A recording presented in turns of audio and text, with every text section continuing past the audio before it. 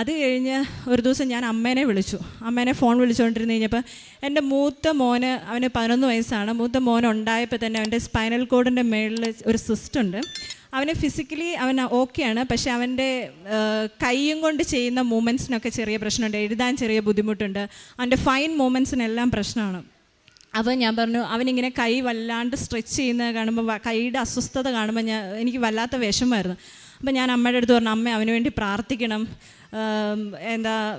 അവൻ്റെ അസ്വസ്ഥതകളൊന്നും മാറാൻ വേണ്ടി അവന് വേണ്ടി പ്രാർത്ഥിക്കണം എന്ന് പറഞ്ഞു. അപ്പോൾ അമ്മ എൻ്റെ അടുത്ത് പറഞ്ഞു, ഞാൻ പ്രാർത്ഥിക്കില്ല, നീ കൃപാസനത്തിൽ പോയി ഉടമ്പടി എടുക്കുക, എന്തായാലും സുഖമാകുമെന്ന് പറഞ്ഞു. അപ്പോൾ എനിക്ക് വല്ലാതെ ദേഷ്യം വന്നു. അപ്പോൾ ഞാൻ അമ്മയുടെ അടുത്ത് പറഞ്ഞു, അമ്മ, നമ്മുടെ ജീവിതത്തിൽ നമുക്ക് ഒരുപാട് പ്രശ്നങ്ങളും ബുദ്ധിമുട്ടുകളും ഒക്കെ ഉണ്ടായിട്ടുണ്ട്. അന്നേരം നമുക്ക് ഈ കൃപാസന മാതാവിനെ പറ്റി അറിയില്ലായിരുന്നു. നമ്മൾ നേർച്ചകൾ നേർന്നും പ്രാർത്ഥിച്ചും കുർബാന കൂടിയും അങ്ങനെയൊക്കെയാണ് നമ്മൾ അതിൻ്റെ അകത്ത് ഓരോ പ്രതിസന്ധികളെയും തരണം ചെയ്തത്.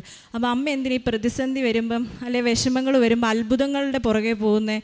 നമുക്ക് ദൈവം അറിഞ്ഞുകൊണ്ടാണ് നമ്മുടെ ജീവിതത്തിൽ ഓരോ വിഷമങ്ങൾ വരുന്നത്. അത് ഏറ്റെടുത്ത് അതിൻ്റെ ആ വിഷമങ്ങൾ തന്ന ഈശോ നമ്മളെ രക്ഷിക്കും, അതെനിക്ക് ഉറപ്പാണ്. അതിൻ്റെ അകത്ത് എന്തിനാ ഒരാൾ കൃപാസനത്തിന് എന്താ ഒരു പ്രത്യേകത? കൃപാസനം എല്ലാ മാതാവും ഒന്നല്ലേ? അമ്മ എന്നോട് എനിക്ക് അതിലൊട്ടും വിശ്വാസമില്ല. എന്നിട്ട് ഞാനൊരു കാര്യം കൂടെ പറഞ്ഞു, അമ്മേ, എനിക്ക് 2 കുഞ്ഞുങ്ങളാണുള്ളത്. എൻ്റെ ജീവിതത്തിലെ എല്ലാം അവരാണ്. എൻ്റെ ജീവിതത്തിലെ എല്ലാ ത്യാഗങ്ങളും ഞാൻ അവർക്ക് വേണ്ടിയാണ് ചെയ്തേക്കുന്നത്. പക്ഷെ അവരിൽ ഒരാളെ ദൈവം കൊണ്ടുപോകുമെന്ന് പറഞ്ഞാൽ പോലും അത് ദൈവത്തിൻ്റെ പദ്ധതിയാണെന്ന് ഞാൻ വിശ്വസിക്കുകയുള്ളൂ. പക്ഷേ ഞാൻ കൃപാസനത്തിൽ പോയില്ല എന്ന് പറഞ്ഞു.